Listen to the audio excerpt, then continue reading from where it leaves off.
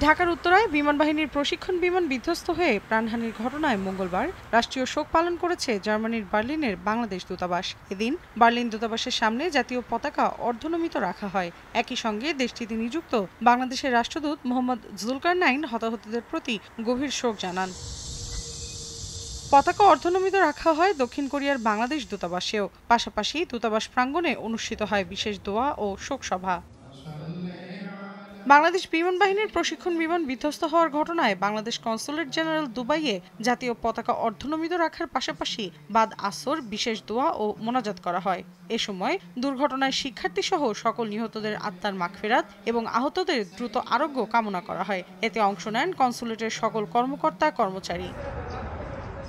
Saudi আরবের রিয়াদে বাংলাদেশ দূতাবাস এক শোকবার্তায় নিহতদের আত্মার মাগফিরাত কামনা করে। এদিকে যথাযথ মর্যাদায় শোক পালন করেছে কুয়েতের বাংলাদেশ দূতাবাসও।